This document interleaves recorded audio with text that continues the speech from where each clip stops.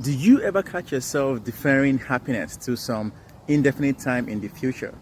Maybe you're saying to yourself, I'll be happy when I buy my first house, or I'll be happy when I get my first job, or I'll be happy when I get married, or I'll be happy when I get into a relationship, or I'll be happy when I become a millionaire. You're deferring happiness to some time in the future because in your head you're thinking that happiness or full happiness or joy will come to you when you finally hit that milestone. If that's the way you're thinking, I want you to actually watch this video to the end because you may actually be suffering from the I'll be happy when I ... syndrome. And you know what? It's not uncommon.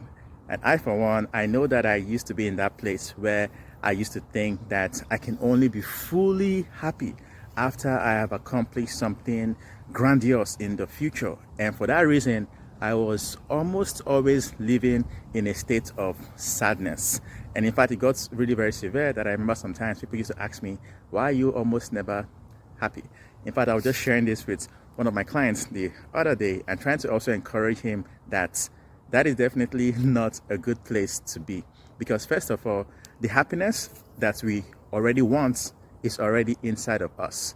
But what's happening is we are focusing on the wrong things. We are focusing on what we don't have as opposed to thanking God for the thing that we already have. We're focusing on what we may have lost as opposed to thanking God for the things that we already have in our life right now. We are focusing on lack, loss, and never.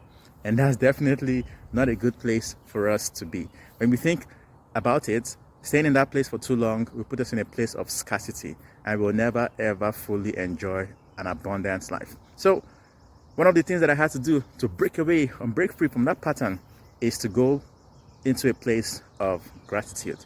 I started doing gratitude exercises where, for example, every morning when I wake up, I would remind myself of at least 5 things that I'm grateful for. It could be the gift of life, it could be provision, it could be even like a job, it could be a client. After that, I would then thank God for the things that I am believing for as though I already have them. And I won't just think about it, but I'll actually just immerse myself in the thoughts and start feeling the same emotions that I will be feeling as though I already have those things in my life.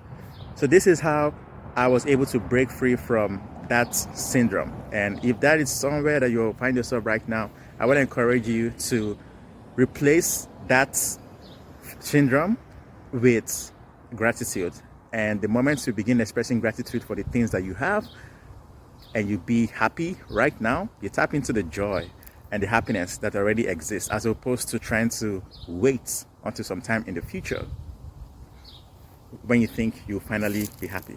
I hope this helps someone who is dealing with that. And I just want you to also remember that you're more than enough, you're worthy, you're deserving, you are loved. And the happiness that you deserve is already inside of you. And you can begin experiencing it right here and right now.